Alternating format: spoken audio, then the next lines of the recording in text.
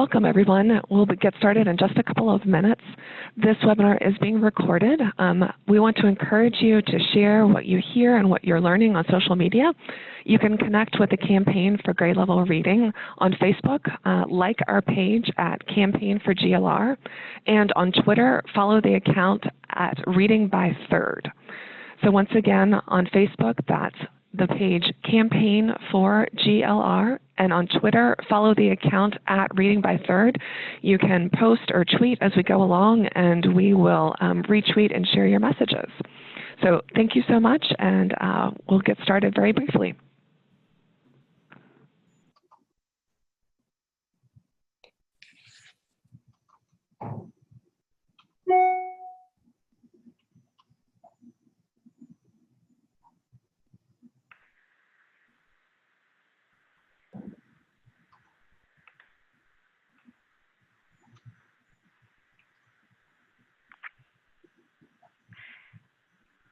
Hello and welcome everyone. Thank you so much for joining us for today's GLR Learning Tuesday webinar on the basics, principles, and how they can support efforts to close the achievement gap.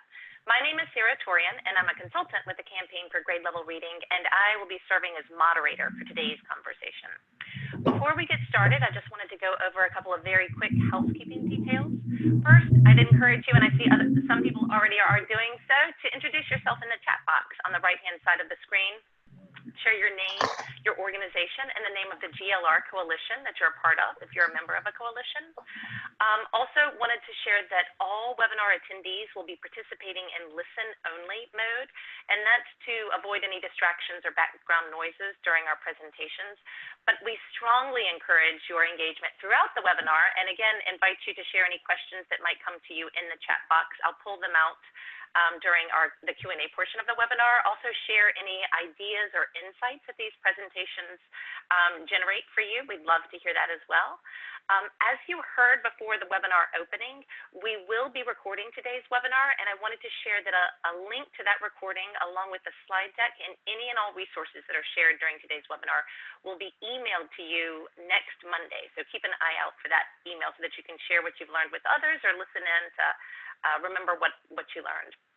I also wanted to give you a heads up that we will be posting a very brief survey poll after the presentations during the Q&A portion of our webinar, and I'd really encourage you to take just a couple of really quick moments to share your thoughts and feedback about today's conversation to help us inform future GLR Learning Tuesdays events. Now I'd like to share just a little bit of background about our GLR Learning Tuesdays webinar series. As you can we'll advance to the next slide, and you'll be able to see on the screen that we've got a number of great sessions planned for the coming weeks. And you'll notice they're always on Tuesdays, always starting at 3 p.m. Eastern, like today's conversation. And we're hoping that this predictable and reliable schedule will make it easier for you and your colleagues and others in our network to make plans to join in for this robust series of learning events. We've already hosted 14 webinars since the launch of GLR Learning Tuesdays last September. And so I'd encourage you to visit CLIP, and that's the campaign's Community Learning for Impact and Improvement platform, where you can find a growing archive of resources from these online conversations, exploring emerging science, innovative models, and the work of leaders and partners in this field. And then I hope you'll continue to save this date and time and make plans to join in for more of these great learning events. Now, today's webinar is the 4th installment in our Productive Parent-Teacher Partnership series. This is supported by the Carnegie Corporation of New York. And this series builds on what we all know from research, lived experience, and common sense, that strong, positive relationships between parents and their child's teacher are absolutely essential for student success. This series is designed to encourage stakeholders in prioritizing, investing, and supporting a blended model approach that promotes strong, positive relationships between parents and their child's teachers. To date in this series, we've explored the essential ingredients to productive parent-teacher relationships, lessons learned from 50 years of research and practice in this field, and then most recently, the parent-teacher home visits approach. Like all of our GLR Learning Tuesdays webinars, you can find more information about this series on CLIP. Now for today's topic, we'll be exploring how the basics principles can support parents educators, and everyone in a child's life to promote their successful development from birth through age 3. And to begin that conversation, I'm very honored to introduce Ronald Ferguson. Ronald is an MIT-trained economist who focuses on social science research on economic, social, and educational challenges. He's been on the faculty at Harvard's John F. Kennedy School of Government since 1983, and in 2014, he co-founded Tripod Education Partners and shifted into an adjunct role at the Kennedy School, where he remains a fellow at the Malcolm Weiner Center for Social Policy and faculty director of the university-wide Achievement Gap Initiative. By the late 1980s, Ron had begun to study education and youth development because he saw how academic skill disparities were contributing to the growing wage disparities that he saw. That examination eventually led him to develop the basics principles and the growing nationwide movement to apply them that we will begin to discuss today. So welcome, Ron. Thank you so much for joining us. Great to be here. It's an honor to have been invited to participate. Thank you. So to get us started, Ron, as we just heard in your bio, you've been working to close the opportunity and achievement gap for 30 years. What led you to add a focus on the early years through the Basics campaign? Well, it was about a little bit more than 10 years ago, I noticed in the national data that the cognitive skill gaps between children from different backgrounds by parents' education and by race and ethnicity were pretty stark by the age of 2. And so started thinking, what can we do about that? And we need to go big. We need to do something that can reach everybody, not just a boutique program here or there. So this title on the screen that says Making Life the Program. The question was, could we find a way to infiltrate everyday life and really shift the culture of early childhood caregiving to take into account the things that would stop those gaps from opening up as early as they do, that would produce the brain development, the skill development, the social and emotional development that kids are going to need by kindergarten and throughout their lives. And so we have a chart here on the screen that says cognitive gaps in early childhood. And you'll see the categories in the top. You see males, females, and then white, black, Hispanic, and Native American for each of those. And the next screen is going to just show you the gaps at the age of 1. And actually, this is 9 months to 1 year old. It's from the Early Childhood Longitudinal Survey birth cohort. And everything here is compared to white females. So you see there's no bar for white females. All the other bars show how far each of those other groups are behind white females. You see for the white boys, they're a little bit behind even by 1 year old, but there's not that much difference by 1 year old. It's the next couple slides that caught my attention. The orange bars for females show how far Black, Hispanic, and Native American females are by the age of 2, how far behind white girls they are. And you'll see the scale on the left-hand side of the screen is in percentage points. And so these other groups are more than 10 percentage points behind white girls by the time they're 2 years old. But then let's look at the boys. Native American boys are more than 20 percentage points behind white girls by the time that they're 2 years old. Even the boys are behind, but the big differences here are these racial and ethnic differences. And there's every reason to believe that these differences are grounded in life experience. This is not, we don't think, a fundamentally genetic story, because there's too much evidence that there really are differences in life experience early on. So if we go to the next slide, what we'll see is images of brain density, neural cross-sections of neural tissue. And notice that the column for 2-year-olds is a bit more dense than the column for adults. Although the column for 2-year-olds looks more like the adult than like the 1-year-old column.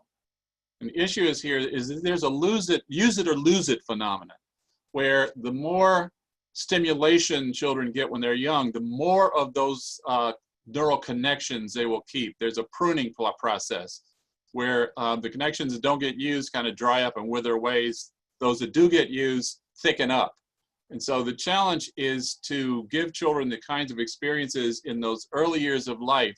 They're going to let them hold on to more of that brain potential that's there from the very beginning and develop it over time. And there really is an opportunity here. This is not about pointing fingers or talking about who didn't do something right. This is about saying we have an opportunity in early childhood to help every child hold on to all that God-given potential that they're born with. And that's what we want to do. If we don't do it, the repercussions are lifelong.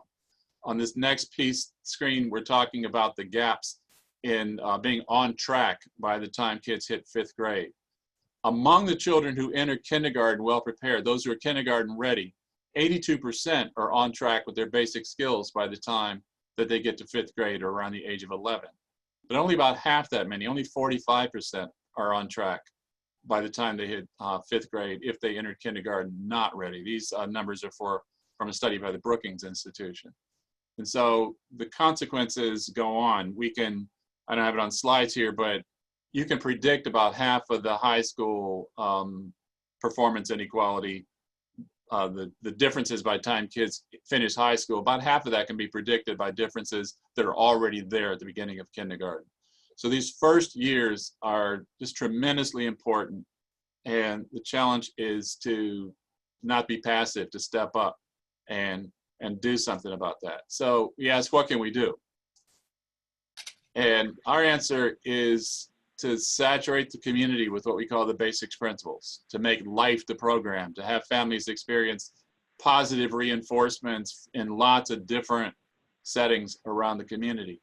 So when I had this basic idea, I put together a national advisory council to help me distill the research on early childhood caregiving down to some fundamentals.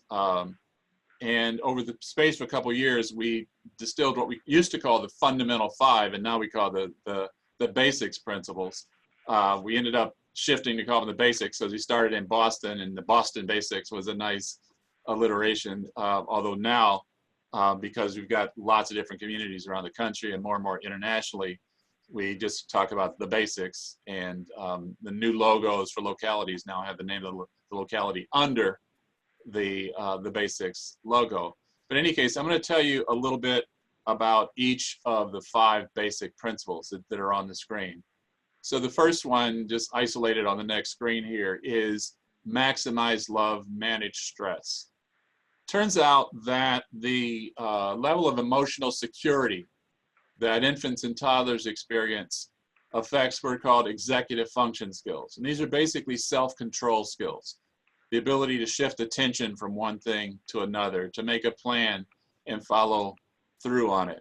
And so those skills are fundamentally important, particularly when kids get to school and they have to be able to sit still to focus and to follow through on what they know that they should be doing. So maximize love, manage stress is the first one. It's the one that lots of parents and other caregivers grab onto first because they don't have many other opportunities to even acknowledge their stress, to have it acknowledged. But then in addition, to be able to talk about it, to be able to realize that their baby can be stressed.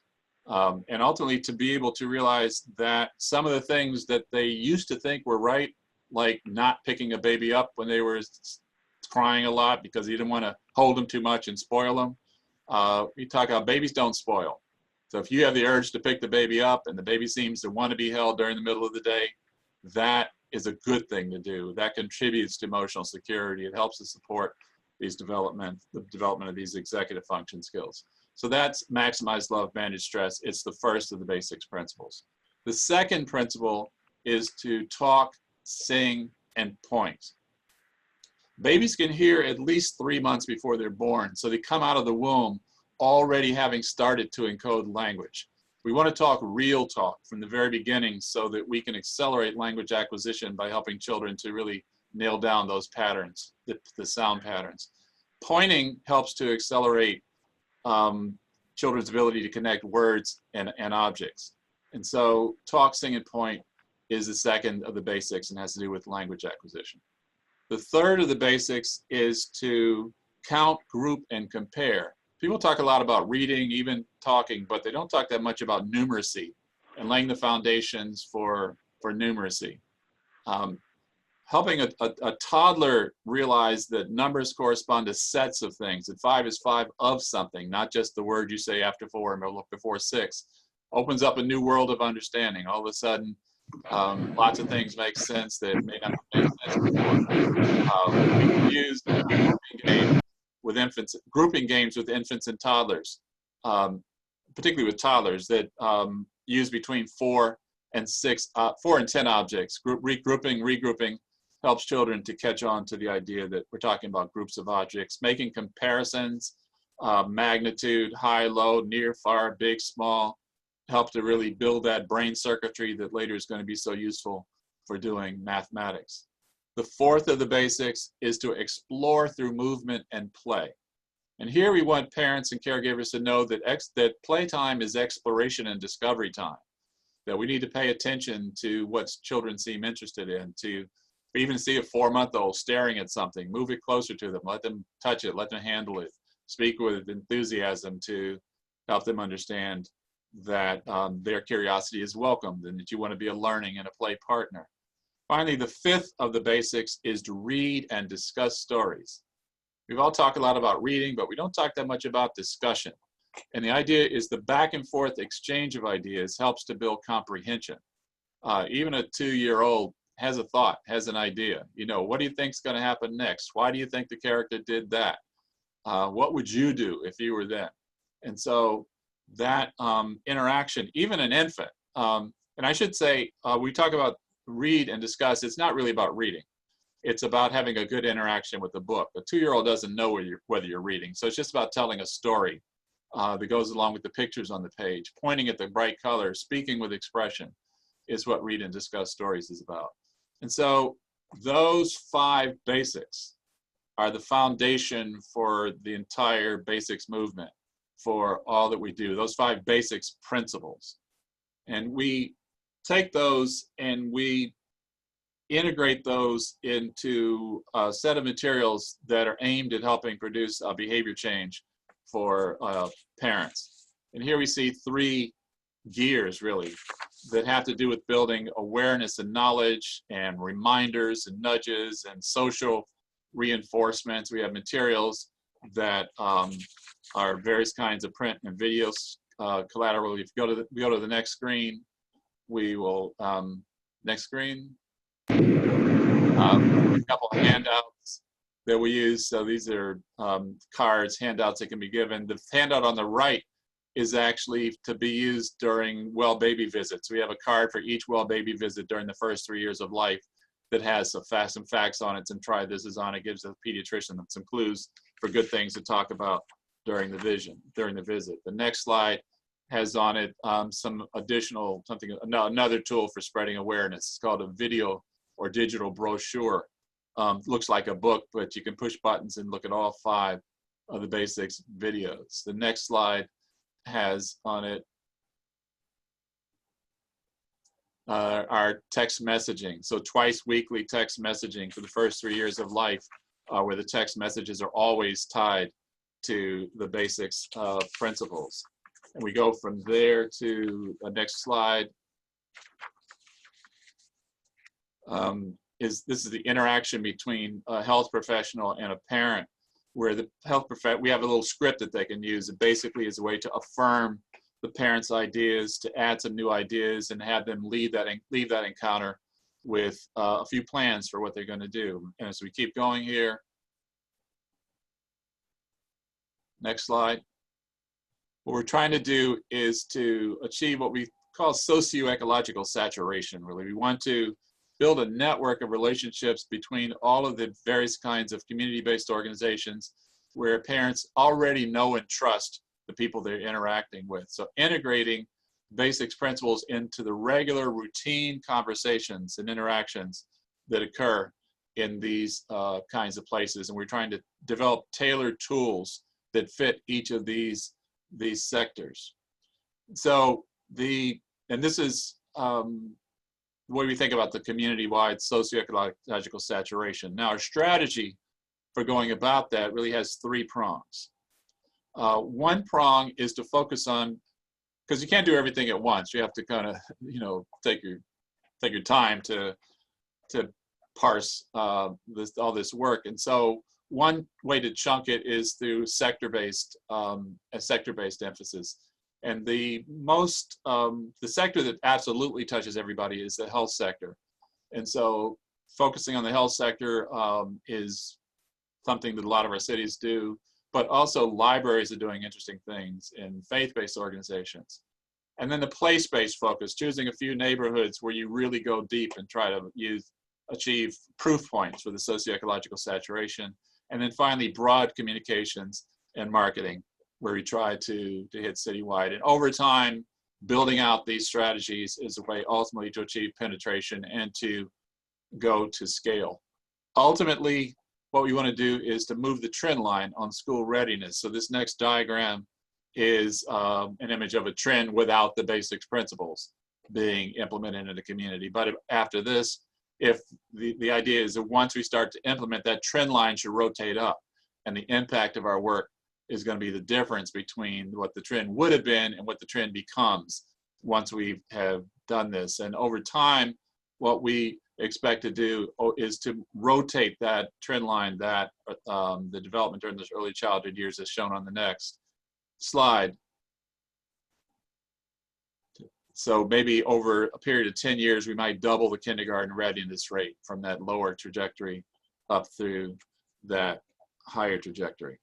So that's the way that we are thinking of strategizing, planning what to do. There's some bottom line lessons that have come through what we've learned over time. I'll run through those really quickly. The first is we need staff specifically dedicated to this campaign. Most of us started with trying to do it with volunteers, but somebody's got to keep the balls in the air to do this. Not a huge staff, but it does take a staff. We need to build coalitions where people have rapport at every level. Their frontline service providers don't really want to hear from a CEO from a local organization asking them to do the basics. They want more to talk to other frontline service providers to see, well, what's this like? So there's a layered coalition. Third here, get partner organizations to commit and to document those commitments. And then we want to stay in touch with folks and have regular convenings. And I may talk a little bit more about this more, but these are some of the bottom line lessons that come off of what we have experienced so far. Now, I want to just plug my book for a second before we move any further. I had a book that came out almost a year ago that was built off of interviews with lots of super successful people. We interviewed them and their parents to get their life stories about what it was that helped them to become as successful. And it turns out we found 8 roles over and over again in these stories, 8 types of things that parents had done. And most interestingly, the first of the role was what we call the early learning partner, which is those years when we're talking about the basics. And so all of these parents that produce super successful young people, young adults, paid a lot of attention, were very purposeful and intentional, strategic in the way they parented. But if we just click off through the next 8 roles, the flight engineer, the fixer, the revealer, the philosopher, the model, the negotiator, and the GPS navigational voice, those are the other 8 roles that are most important during the school years for what we call master parenting. So I encourage folks, these first 3 years we're doing with the basics are only the start of it. So we want to keep going and get it right during the rest of the time too. So it's called the Formula: Unlocking the Secrets to Raising Highly Successful Children. At the top of the screen, you'll see Angela Duckworth's endorsement. It says, if you're a parent or plan to be, read this book. You will learn what you can do. There's a lot you can do to help your child succeed in the fullest sense of the word. Beautifully written, impeccably crafted. I loved it. And it's with my co-author, Tatcha Robertson, who's a journalist and a professional writer. So that's the plug. Go buy the book. Now let's get back to the basics. Okay, so I want to end this little introductory segment to the webinar with a poem here. You'll see signatures all over this thing. This thing was about 5 by 7 feet at a kickoff that we did in Chattahoochee Valley on the boundary between Georgia and Alabama. And they had people sign this community contract before they left the meeting. About 300 people there. And I just want to read it to capture the spirit of what we're talking about here. We should sign a basics contract, wherein when it comes to babies, we would share an obligation with no ifs or buts or maybes. Maximize love, manage stress. We could guarantee that parents would be rescued from their stress by supportive friends and neighbors, helping put their cares to rest. This includes the types of friendship where, when weary from no sleep, every parent finds a trusted soul, their precious child, to keep. Talk, sing, and point. We would help each parent come to know the benefits of talking and the ways that pointing helps the child decipher all their squawking. Count, group, and compare. We would post on walls and billboards things that little kids could count, near some sculptures made for grouping to compare and climb and mount. Explore through movement and play. We would donate games and puzzles and some toys to use outside. We'd make sure that every toddler has a tricycle to ride. Read and discuss stories. And each child would be enthralled by all the wonders found through reading, for we'd offer to each family any books they might be needing. Hereby resolved. If we all embrace this vision, that means friends and neighbors too, parents then will find the bandwidth to do what they need to do. Yes, they'll need to do the basics. And by doing your small part, you will help more parents seed their kids to learn and grow up smart. If we all resolve to do these things we've learned will be required, then each child our efforts benefit will be a life inspired. Thank you, Ron. That's beautiful. And I'd just like to share with everybody on the webinar today that poem that Ron just recited for us with that document in front of us is also an amazing animated video that we can share the link with you so that you can see it and share it. It's a great way to kind of engage community partners in this work. So thank you for that. And here's some information about how you could become a part of the Basics Learning Network. If you're interested, we'll come back to some of that information later on in our conversation. But Ron, thank you again for that great introduction to the basics principles. Now I'd like to kind of build on what you shared in terms of introducing the implementation work so far in Boston by hearing from local leaders in 3 other communities that have joined the Basics Learning Network in recent years. And I'll introduce all 3 and then interview and have a conversation with each of them individually. First is Cheryl McCallum. Cheryl is the Director of Education at the Children's Museum in Houston, where she's worked with a team of educators for the past 26 years to develop and manage exhibits and programs for children ages birth through 12 and their families. These efforts include a 20-year, multifaceted partnership with the Houston Public Library, a citywide partnership with the YMCA of Greater Houston to implement STEM programming in over 150 after-school centers, and most recently, the launch of a new program called Welcome Baby, which reaches 10,000 new parents annually to help them engage in literacy development activities with their infants. We'll also be talking with Lynnette Marshall. Lynnette's extensive knowledge of and lifelong commitment to the Nyack, New York community and to the field of early childhood education led her to taking the role of Nyack Basics Coordinator. She was given this appointment in July 2018, enabling to work on behalf of and serve families in the school district where she and her own children graduated from high school. After that, we'll be talking with Susan Schwartz. Susan is the Executive Director of the Cemala Foundation, a family foundation in Greensboro, North Carolina. And Cemala's primary interests are early childhood development, workforce training, and innovative spaces and opportunities. Susan has over 30 years of experience and leadership in community development. She's a former chair of the Greensboro Children's Museum and the Greensboro Historical Museum, as well as many other leadership positions and accolades. So welcome, Cheryl, Lynnette, and Susan. Thank you all for joining us today.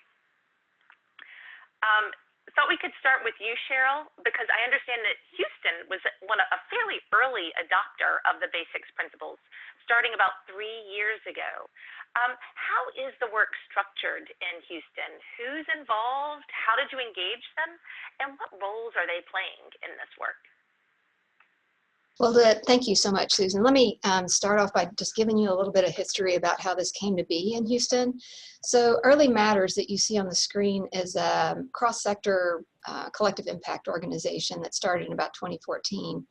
And the group was trying to find a set of common core messages that we could use in Houston for their vision, which is written right there, for all children to be proficient in reading by the end of 3rd grade by 2025. So we were struggling to find a set of common core messages, and then we heard of Dr. Ferguson's Boston Basics. And so Early Matters brought him to Houston in February of 2016. He gave a keynote talk introducing the basics to us, and there was a lot of energy around the opportunity for us to become Boston Basics partners and join his beginning network. So the Houston Health Department actually stepped up to be the group in Houston that leads this effort. And that was through the Health Department also leads the local My Brother's Keeper effort, and the first milestone for that is entering school ready to learn. And so the Health Department, one of the reasons that they adopted the basics for Houston, in addition to Early Matters efforts, the Health Department felt like that milestone 1, that the basics were a wonderful way for them to answer the need for programmatic and community-wide influences and improvements related to kids being ready to learn. So we really have based a lot of our work in Dr. Ferguson's sociological saturation model, which is the next slide.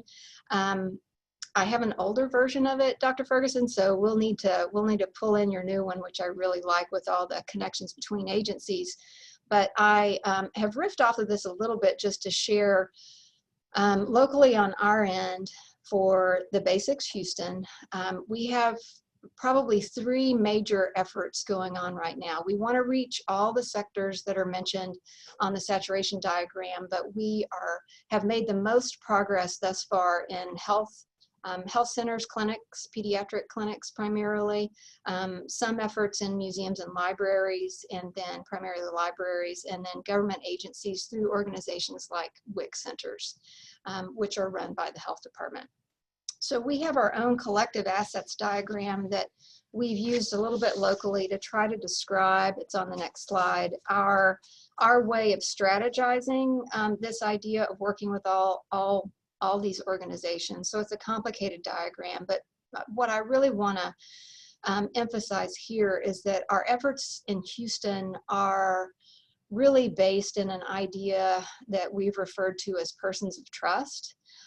So there are probably close to 100 organizations now working with us in this effort, and each one of those organizations in some way is a person of trust.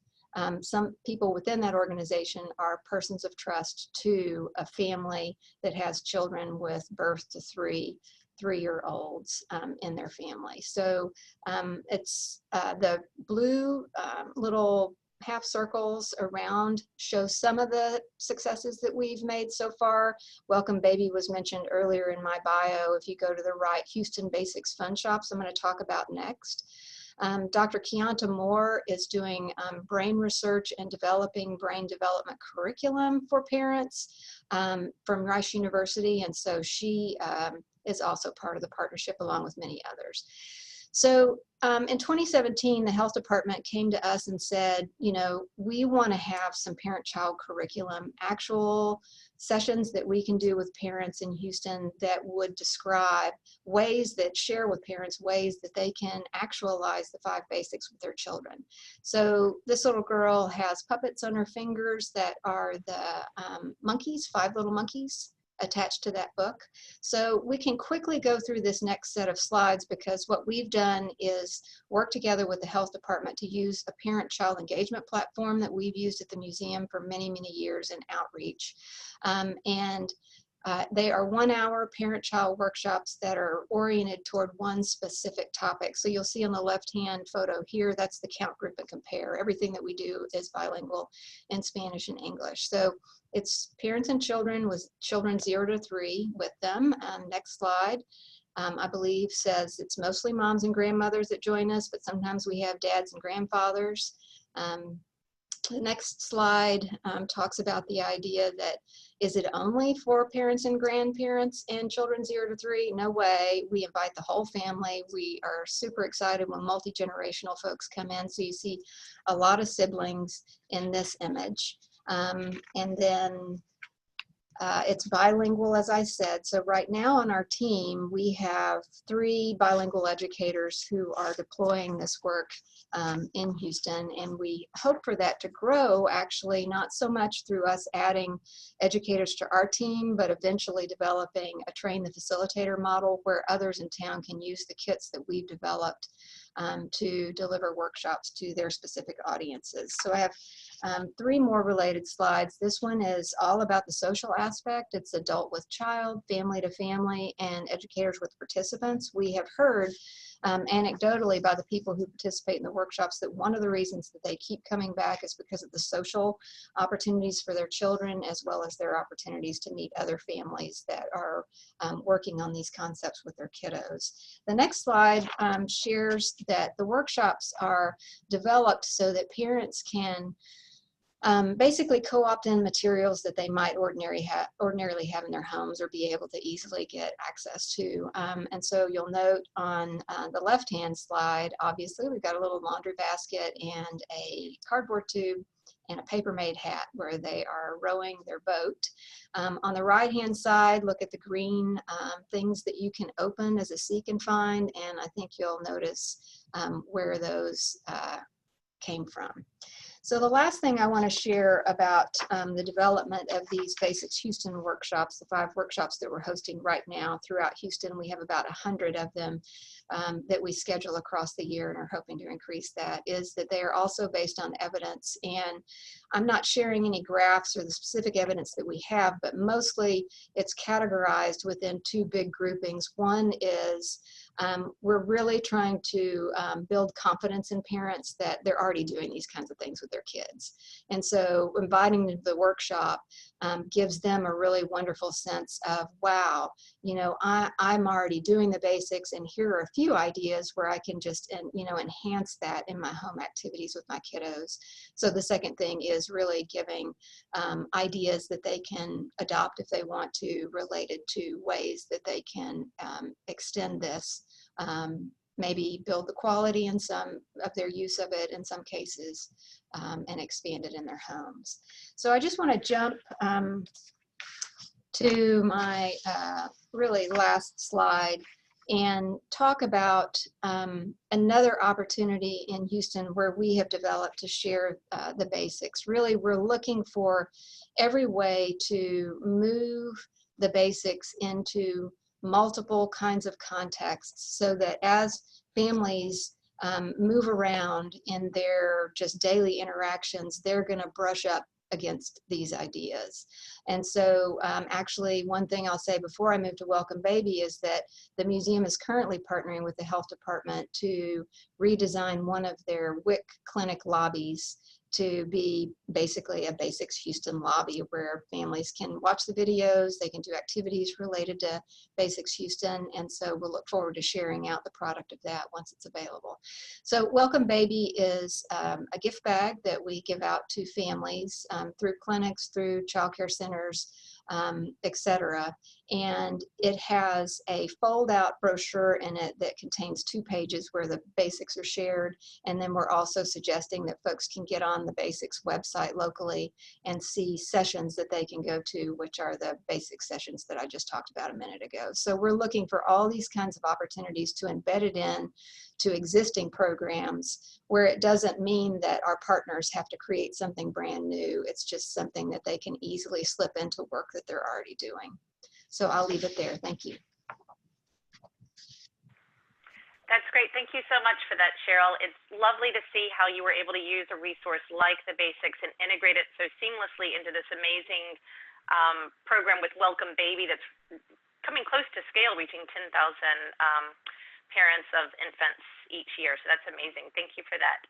Now I'd like to bring Lynnette Marshall into the conversation with us. Lynnette, I think it's interesting and absolutely wonderful that the school district in Nyack is playing a lead role in the work, in this work that's focused on children from birth to age 3, long before they are considered school age. Can you share a little bit about what led your school district to engage in this movement and what role you are playing to support it? Absolutely. Thank you so much, Sarah, and good afternoon, everyone. I'm delighted to be here with you today. I am super excited to be in this role, especially given the extraordinary nature of being employed by a public school district, as you said, and as you suggested, Sarah. The fact that a public school district is funding a basics campaign, and I, in keeping with what Ron suggested, the need for staffing, for hiring staff, I speak as one of those very lucky, fortunate ones who was hired into this position as Nyack Basics Coordinator. But what we found in Nyack is that we had the full support of our superintendent, Dr. James Montesano, as well as our Board of Ed, who are very forward-thinking, to say the very least.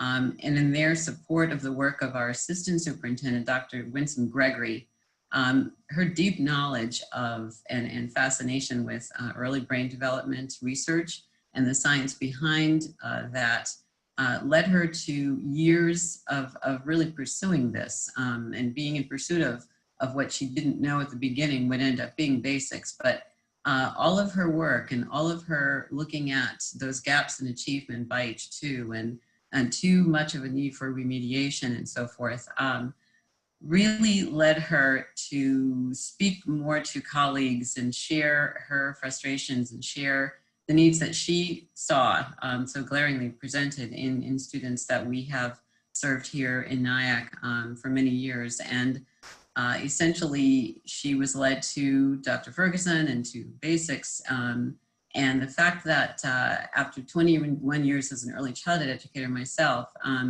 I've sidestepped into this role as Nyack Basics Coordinator and in this campaign and under the employ of this public school district in Nyack. My work is really delivering and spreading basics throughout Nyack, initially with the strength and the reach of the Nyack School District, with a much broader reach into Rockland County due to the deep embedding that we have seen facilitated by our partners and basics participants. I don't know if you can see in this slide.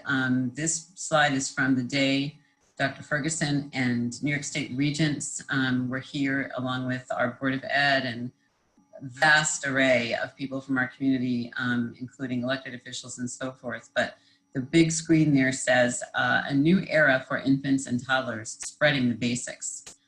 So that was a really, we just celebrated that 2-year mark a few days ago, which was extraordinary. The fact that on January 8th, 2018, and here we are, January 14th, 2020, the fact that we had an opportunity to, in the next slide, you'll see a picture of Nyack. We're right on the Hudson River. That bridge in the background is the Cuomo Tappan Zee Bridge, which for years was the biggest infrastructure project in the United States.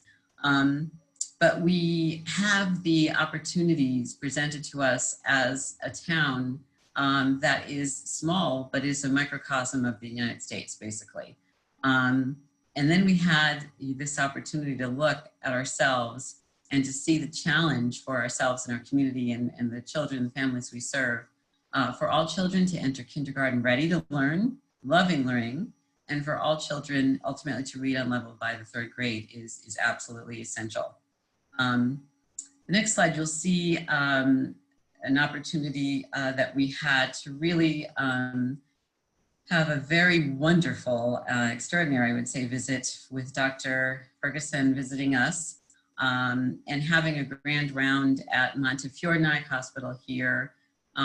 This slide is particularly significant because of the role that the healthcare community has played, as Dr. Ferguson said earlier. That is such an essential sector of our community because everyone's life is touched by the healthcare community, whether it's grandparents visiting the hospital or siblings or new moms or what have you. That is really the touchstone for all of those coming through a hospital, serving a vast number of people, not just from Nyack, from all the surrounding area, but certainly having that chance for really spreading this message and implementing this on a much broader scale. And then in the next slide, we have really done a lot of work in strategic planning.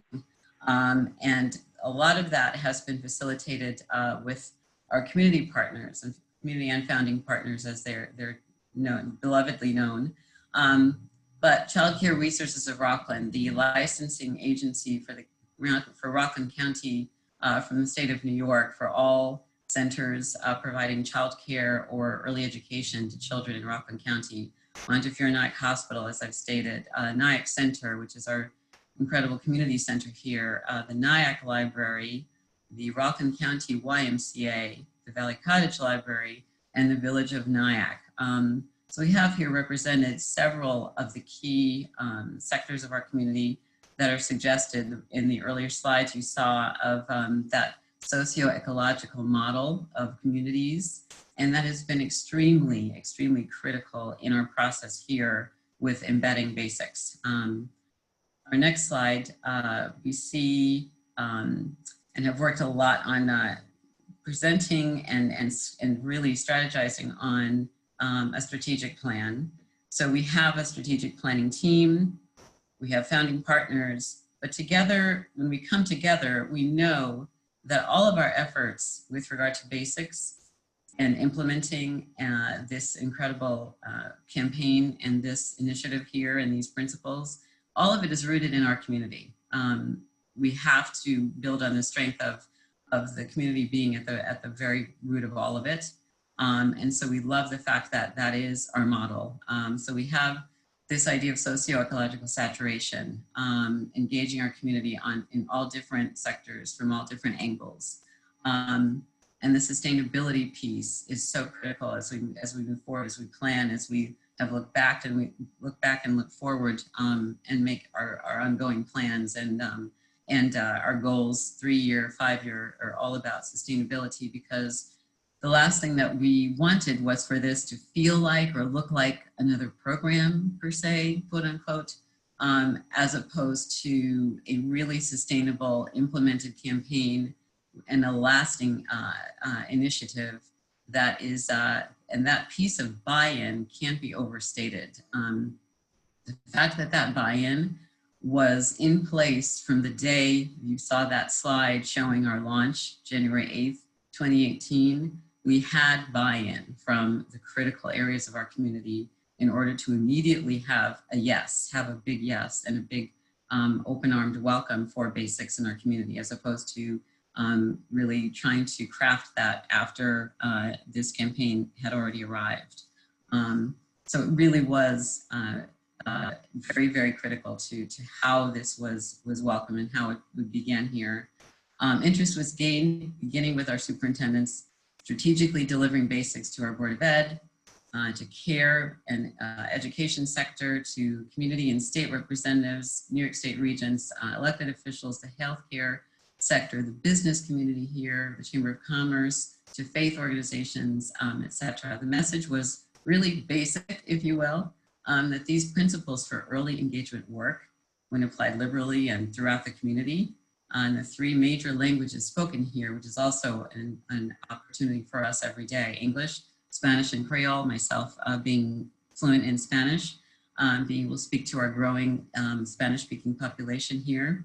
Our public school district investing in a 0 to 3 campaign initiative is really exemplary, and really is an investment in all of our children and in our community as these babies and children succeed and thrive socially, emotionally, academically, vocationally.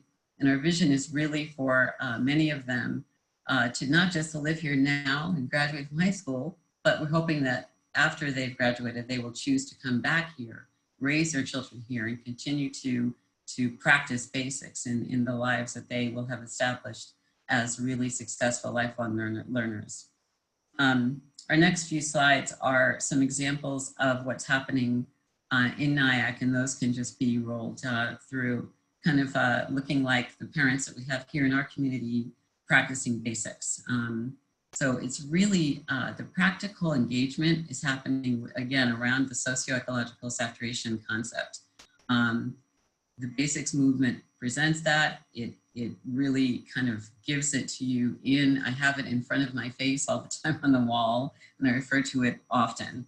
because it is such an excellent model for really embedding this and weaving basics into all over our community, in every area of our community where people move, where people go. We want, of course, for daily home life to include basics and have that practice in place. But when folks leave their home and they go to the store, when they go to the library, when they go to the doctor, wherever they're going in this community, we want them to see, oh, I know that heart icon, that's that basics information again. I want them to be reminded. We've seen the success that we've been able to gain with just having that model be so fully practical and in place here. And again, having every community setting be the place to practice and implement basics.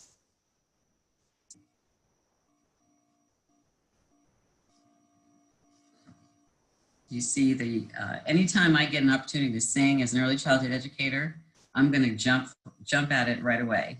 So the fact that I do lament one thing I should say about Baby Shark. I wish I, as an early childhood educator, had thought of that, but I'm glad someone did, and that it's highly successful because in its simplicity is exactly what this basics principle number 2 is about. The simplicity of singing with a young child with a baby, and they're all over it, and it informs them and it engages them and so forth. So it's an amazingly magical opportunity. The next slide shows our village hall, where basics is being actively implemented and being practiced with and shared with families that come in, prospective residents of Nyack, those that have been here for some time. This is one of the areas in Village Hall where we see a 1, 2, 3 tree, and children, stop by that tree and they count and they look at different groups of items on that tree, and they compare where they are in the tree and the size and so forth. So it's really quite engaging. And again, many of us go to Village Hall for different reasons, but to have an opportunity to have an initiative and a campaign that really invites children to say, this is a fun place to come, that's been a really unique opportunity. The next slide with Mommy and Me, the importance of learning how babies can move and how you can help them explore their world through movement and play. This is at our prenatal center, and the babies and the toddlers who are engaged there and love to see each other moving as very, very young babies watching each other and young children is a delight. And that's an opportunity that we have there in our community with basics really being very alive through the prenatal center. And then, the next slide, quality family time with reading together and getting children of all ages involved in reading as a family, and being able to share in that really precious, those moments, as we love to encourage our parents to do that, even though time is short, and even though it might be something that is about one book, one short book, it's worth that time spent because of what happens in the life of a young child when they're read to, but when they're read to consistently and deliberately and in a way that is loving and nurturing and warm, has lifelong benefits. And then the last slide is just an example of what's happening with our Chamber of Commerce. The slides are not advancing. Oh, sorry. So that's the 5th that you just talked about, and then the 6th. There we go. Our Chamber of Commerce and our business community here has given a big welcome to incorporating basics. Individual businesses, a community event that's about commerce, such as the farmers market, other opportunities through our museum here in Nyack, the Edward Hopper House, all opportunities to really embed, to really make people know that children and families are priorities in our community because they are from birth, and we have all of these ways in which we communicate that here. Thank you so much for that, Lynnette. I loved all of the concrete examples about the actions and ways that such a wide variety of partners can be engaged. I love the painting of the counting, the number tree on the village hall wall. That's an amazing thing. That's something I wouldn't expect to see in a village hall. I'd like to bring in Susan into the conversation right now. So Susan, how is this work structured in Guilford County, North Carolina? Who are you working with, and what roles are your partners playing in your local basics at work Well, thank you, Sarah. And I just want to say it's a pleasure to join you and Ron and Cheryl and Lynnette in talking about the basics. In Guilford County, we have a system that we're trying to develop, a system of care for children prenatally through 5 that's called Ready for School, Ready for Life. It's a 10-year initiative, although it could go on for the rest of our lives, I'm sure. And currently, we're focused on prenatal to 3. As you can see from this chart, we have a lot of areas that we're working in, and related to some of the comments that were made earlier, a lot of our work is focused in the, with the pediatricians and others in the healthcare system to develop care for families and their children in this critical time frame. But in addition to that, we're also, as you can see, focused on the workforce, pre-K transition, early literacy, and public will building. And the basics are a critical component of the early literacy and the public will building piece of our work. The partners, as you can see in the next slide, are very widespread. And we have a national partner, Blue Meridian, a regional partner, the Duke Endowment. But we're working with people at the state level, also our public health department and social services department, with the health systems, with pediatricians, as I mentioned, and then all the places that everyone would expect, the libraries, the universities, employers, the faith community, and civic groups. Thank you. So I know that there are a lot of local funders in our network and on the webinar with us today. Can you share a little bit about what led the Cemala Foundation to invest in bringing the Basics campaign to Guilford County, North Carolina, and some of the roles that funders can play in supporting this approach? Sure, I'll be glad to. Well, as you can see from the next slide, Guilford County is in the middle of North Carolina. That's actually not the right slide. So we'll hope that the slide comes up. Yes, that's it. Thank you so much. We have 6,000 children born here each year, and our population is about 540,000 with 2 cities and a rural population as well. And sadly, 50% of the children who come to kindergarten are so far behind that they're going to need extensive help to read on grade level in the 3rd grade. And currently, about 50% of our children in the 3rd grade are not reading on grade level. And that was very distressing to our foundation. It's distressing to many others in our community because it affects not only families and children's opportunities to be successful, but it affects our workforce. And as you see from the next slide, the road to the basics, I think you need to go back 1. There we go. What we liked about the basics was that we had our 10-year process. We were engaging parents and caregivers. We were building community support. But what we didn't have was tangible, understandable, and actionable anything to raise awareness about the importance of early childhood development.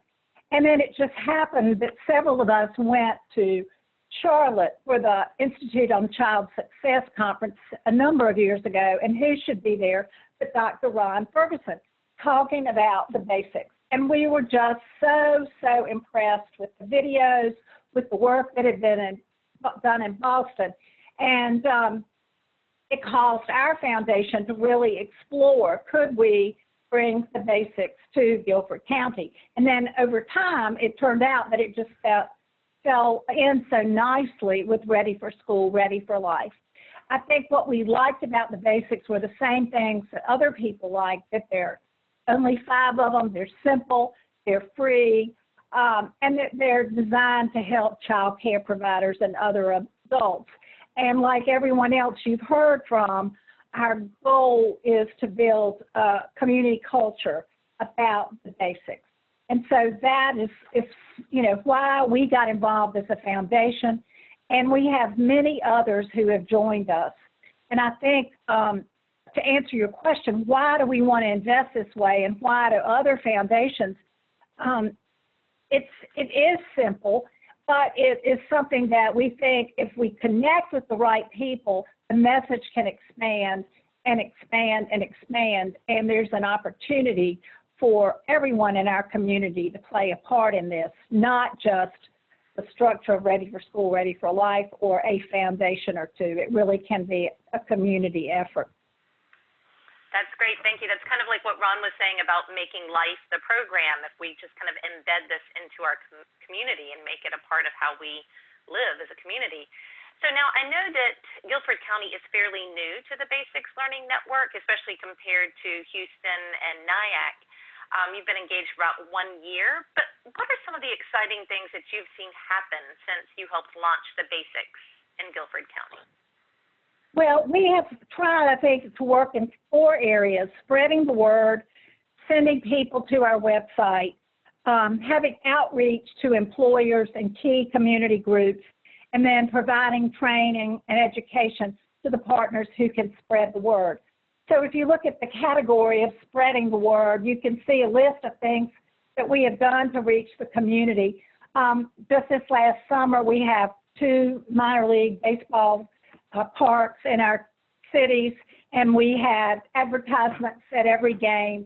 We've had bus ads, which I love. You can see a picture there of one of the ads on the buses we're featuring, the Basic. And another thing I really like that's on that list, door hangers. Parents as teachers came to us. They are trying to promote the Dolly Parton books in our community, and that they are state funded. And they were going into one of the housing authorities, knocking on doors to tell people to register for the Dolly Parton books. And they said, we're going to leave door hangers if people are not at home. We'll tell them about the Dolly Parton books, but on the back of the door hanger, we're going to have the 5 basics. So we were able to partner with them and include the 5 basics in Spanish and in English, and then, of course, give the website so people could go to that. So that I was very pleased with. And if you look at the next slide, sending people to the website, we've tried everything, but I think what we've had the most luck with is geofencing, and we have just recently experimented with that, but we're geofencing around Women's Hospital, and also at events where that families attend. So at our holiday parades, we did a little bit of geofencing. It's the kind of thing we could do with the Fun Fourth. Everybody has events in their communities where families come, and we think we've had more hits since we began the geofencing than we did for social media, digital ads, anything like that. Susan, could you just tell people what geofencing is? Oh, yes. I have somebody here with me who is an expert, and he is Monty Hagler from RLS Communications, and he has helped us with this. So I'm going to let him explain it, because he is the one who introduced it to us. Monty. Sure. Good afternoon. Geofencing is where we work with a provider to target a location where we know people who have young children or have some connection to young children will be located. So in this case, we've picked the Women's Hospital, where if you're going to have a baby in Guilford County, you're going to go to the Women's Hospital. And we digitally fence it so that if someone is at the hospital and they use their mobile device, they check their email, they log on to Facebook, they post something on Instagram, they go to a website, we have captured that data, and then we are able to serve up ads to them for a specified period of time, 3 months, 4 months. And we know that the ads that we'll be then delivering to them have relevance to what they're interested in. So we've seen a huge spike in the ability to have people click on our ad that's then served up to them 2 weeks later, a month later, and go to our website, and then we've captured that and we're able to follow them in essence. Okay, so Thanks. We should probably cut you off there since time was short. We're going to talk too long about that. But thanks so much. That's fascinating. Lots of questions come up for some other time. Thanks. Right. Yes. So if we move on to the next area, which is employer and community outreach, we've really focused on trying to get to employers and have had good luck with our county government, the 2 city governments, and about 4 other companies. And so I wanted to share that one of the ideas that came out of our meeting with the human resources head for Guilford County government was to create packets for maternity for employees who are going on maternity or paternity leave. And we've been doing that. That's one of the best ideas. Every company we've talked to has liked that a lot. And of course, we brought Dr. Ferguson here in the spring for a major Chamber of Commerce event with over 1,000 people. And that really got people, our employers, interested. I think the other one I could mention on the list is the WISE. We have several WISE here, and they are letting us provide training for the basics for their child care workers, and they post signs on their digital billboards with different basics on them. So those are just examples of that. And then I'll move quickly on to training and education, which would be the last area that I would point out. And we're trying to get our partners trained and then encouraging them to talk and educate their constituents on the basics. Probably the effort I'm proudest of is our Early Head Start and Head Start programs have had training in the basics, all of them. And I don't know, I just feel like there's so much possibility. It's just a question of time and energy and having enough people to get the word out. But I'm very proud of what we've done. We kicked off in April, and we know where we want to go. It's just getting there that it's going to be fun and challenging. Thank you so much for that, Susan. I love the explanation of geofencing. I wasn't sure about that either, but I also just love this simple but wonderful idea of the packets of information for people going on maternity and paternity leave. What a great way to capture the perfect audience, perfect way to reach them. So it's been exciting hearing from these 3 local leaders who are implementing the Basics campaign in their communities. I'd like to come back to you now, Ron. I know that these examples represent just the tip of the iceberg of the Basics Learning Network. What opportunities are there out there for others, those on the webinar today and others who might be interested in bringing the Basics campaign to their communities to help expand this movement? We've already gotten a couple of questions from folks in the chat box, both about kind of what kind of a cost is there. Are these materials available in Spanish, like the text messaging and other materials, as well as English and any other languages? So, Ron, could you share a little bit about what's possible, what opportunities are there for folks who are interested in bringing the Basics to their town? Mute myself. Okay. Hi. Well, this has grown organically over the last 5 years. We've done no formal outreach, and we don't have any membership fee. Now, we do have expenses to cover, so at some point in the not too distant future, we'll start at least a voluntary annual membership fee. But for now, thebasics.org is the site of our online toolkit. And so people can go there, search that toolkit, find some of the various resources. We do have a number of other resources that we haven't put out yet that we will soon. But we'd like people to officially affiliate with us if they'd like to be involved. And just writing to info@thebasics.org, which you'll see on the screen here. Let us know of your interest, and then we will, at some point in the not too distant future, get back to you and talk about how to proceed with that. Exactly what we'll do will depend sort of on how much interest there turns out to be. We currently have about 35 other cities, towns, and counties around the United States, with stuff starting up also in Brazil and China and Mexico and Bahamas and Bermuda. And so anyway, so if folks want to get started, there's on our website, on the Basics website, or if you go to the Boston Basics or any of the other websites, you'll see there's an overview video that's about 3.5 minutes long. The English version is about 3.5 minutes long, and you can just sit with influential folks around town who you'd like to get on board and watch that video together. Just a 3.5 minute video. It gives you the basic idea. I see Lynnette shaking her head. Yes, that's the way lots of folks introduce it. Just watch the video. And typically the response right afterward is like, why would we not do this, right?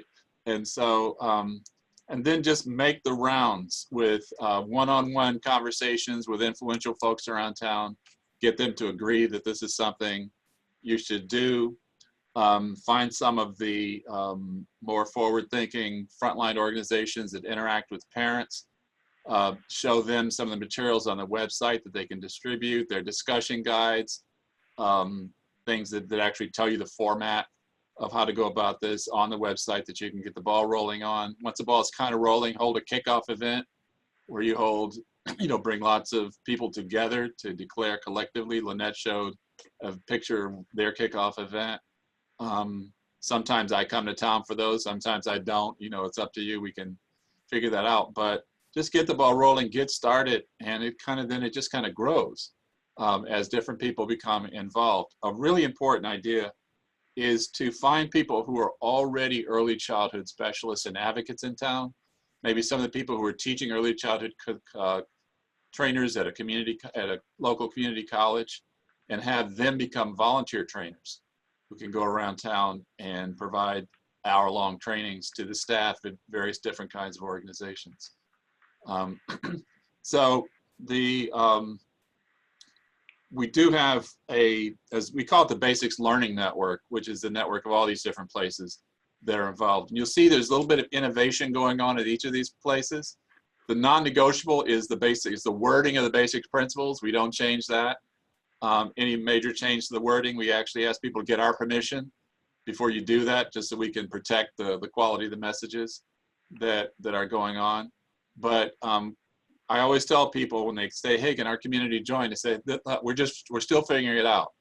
And the answer is almost always, that's okay, we'll figure it out together. And so now we have this learning network that is growing. We've got tools that we're about to push out within the next month or so, even across the network. So again, bottom line, short answer, if you want to get involved, write to info@thebasics.org, and we'll take it from there. Great, thank you. We've gotten a number of questions from folks who are interested in kind of how you're tracking results, how you're measuring impact. And in particular, you kicked off this conversation, Ron, with looking at the data on the cognitive gap between white girls and other population groups. Right. What are you using as a school readiness measure? How are you defining kindergarten ready? That's, lots of different places use different definitions for that. So want to understand kind of what you mean here, and then also how are you measuring impact? Yeah. Let's go to there's slides that had the horizontal lines on them that had school readiness on that slide. I think just click there. I'll tell you when you get to the slide. Anybody there advancing slides? Well, anyway, the idea is that we'll use whatever school readiness measure the school system is already using, right? So the idea is almost every school system has some diagnostic that they do at entry to preschool or kindergarten. They've been using it for a while. They can chart the trend line in that, and they can look over time at how that trend line starts to move. The slide just before that one. And the idea is that whatever the measure is, the locality is already using. We're really trying to integrate this into the life of a community as it already exists, not to impose a lot of new requirements, right? Before that, though, because it's going to be a while before we move the trend line in a lot of communities. It takes a while to get up to reach sufficient scale to really do that. But in the meantime, we are starting in our text messaging. We've got a baseline survey embedded at sign up for text messaging. And then we have monitoring at the end of each month, and after about 3 months, another little monitoring survey, and in 6-month intervals, follow up and get the parents self-reports on their own mindset, on their own behaviors, and answer some questions about their babies' developmental progress. There's a survey called the CREDI that's been used all over the world that we're embedding into the text messaging stream to pick that up. We also hope to create some experimental trials where we have different combinations of interactions with physicians and other professional service providers and the text messaging and other basics experiences, and compare the developmental progress of infants and toddlers who have those basics experiences with folks in communities that we haven't gotten to yet, or with some kind of control or comparison condition. Our first challenge was to establish that we could get implementation. I haven't had a chance, I didn't talk much about Boston, but Boston was the first site where we have implementation. There's interesting things that are happening here. And so we know now that we can get implementation. You just heard 3 examples, 3 cities where this thing has got some roots now. Now that we know we can do that, the question is to start measuring, to start tracking, to start documenting. And ultimately, we began with evidence-based parenting practices. Now we want to move on to evidence-based implementation strategies, where we start to be more and more systematic across all these cities to document which implementation strategies seem to be the most effective at sinking in and being sustainable and producing results. I just say I feel so excited and privileged to be working with the quality of folks that you heard talk today. We're in about 36 places, as I said, 36 cities, towns, and counties. And in a sense, we're crowdsourcing implementation ideas now. We've got the core set of ideas and materials and resources. And as we add to those and refine them and share them around, it's really a movement. It's really about culture change, systemic change, a revolution in how we do early childhood caregiving in the United States and ultimately abroad.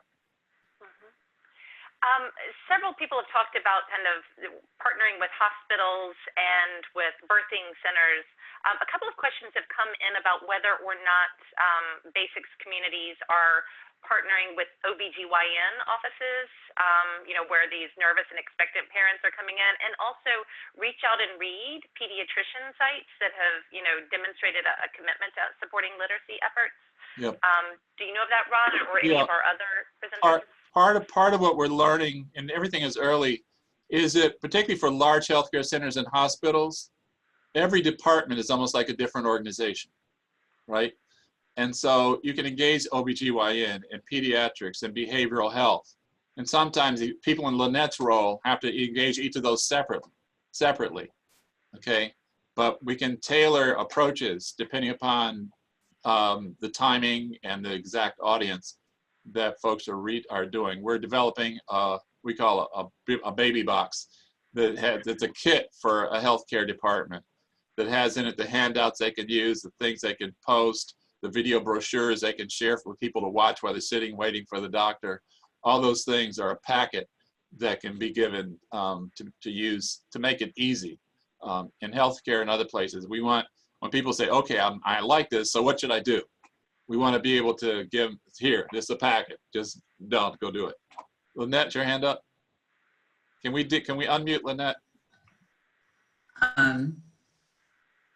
Go on. Yes, Lynnette, we can hear you.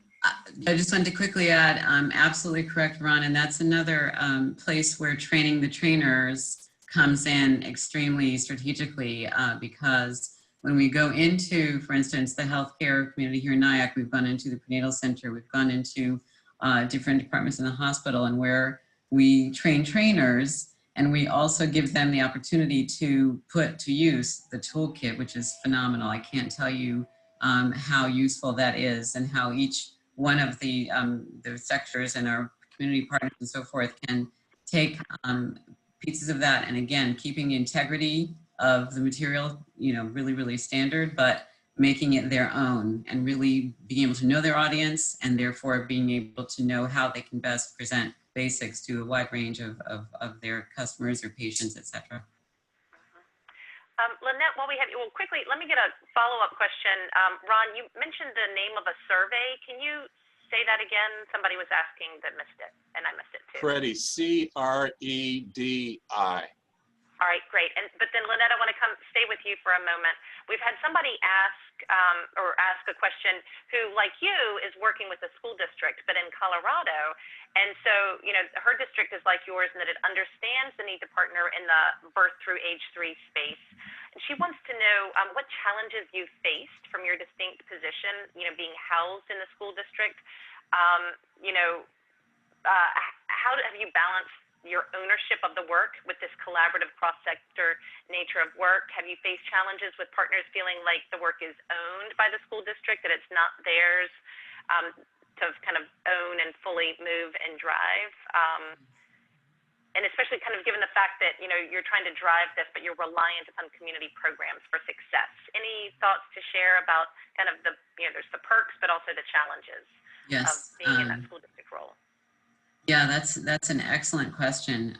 There certainly have been challenges, some of which are even within the education community, where we have been able to kind of have a slower pace, where I would rather have had a much faster pace, but being able to step back and being what really I find to be critical in those challenging spaces is connection with people. It's really about communicating. It's really about establishing, again, that the core issue around, you know, babies and young children and their early engagement and so forth. The fact that some of it really has been about really building those opportunities, building those relationships, gaining trust. Trust is a huge piece of this. The fact that frequently when folks see a large institution such as a school district, there has been in different spaces kind of a response where we don't need you to tell us how to educate people, and we don't need you to tell us what to tell our parents.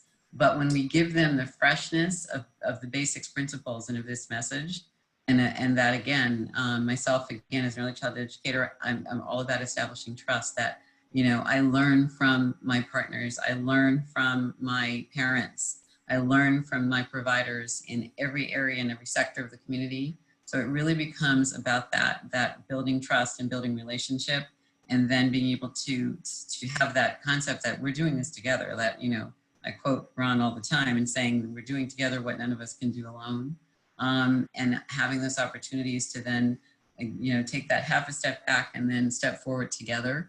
And there is that sense of we are building this together, that we cannot do it without those in our community in those strategic positions. Can I just emphasize that this is brought into the community by the school district, but it's a community level endeavor. Lynnette sits at the system, but she reaches out to the rest of the school community in every place. I mean, sometimes it's a chamber of commerce or the United Way, or a local foundation, or city government. It doesn't matter really who brings it into the community, as long as they buy into the philosophy that it needs to be a collective impact, community-wide, socio-ecological saturation approach. Absolutely. So we're running out of time, and we've got a number of great questions, so maybe I'll share some of these with our presenters afterwards and include their responses in the email that we'll send out on Monday. But quickly we've got a couple of questions about kind of lessons learned and, you know, opportunities and challenges of implementation. So wanted to hear again from our local implementers. One question is, you know, what are the challenges of rolling out the program? Anything that you did that was most successful that you think might work in other communities? And any insights or lessons learned about how to engage some of these traditional and non-traditional partners in this kind of important cross-sector collaborative work without, you know, kind of getting into those territorial issues? So maybe we could stay quickly with you, Lynnette, and then go to Cheryl and Susan as well before we run out of time. Yes, again, another excellent question.